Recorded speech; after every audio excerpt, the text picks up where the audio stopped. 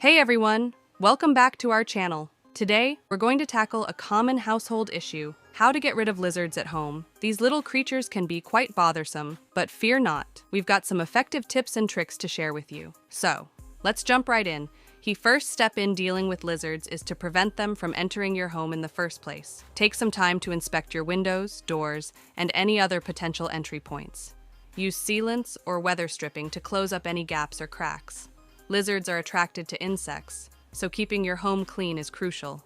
Regularly clean up food crumbs, seal garbage cans, and fix any leaking pipes. This will not only deter lizards, but also make your home a less inviting place for their prey. There are several natural substances that lizards dislike. Try using coffee grounds, garlic cloves, or onion slices in areas where you've seen lizards. The strong odors can help keep them at bay. Sticky traps are a non-toxic way to catch lizards.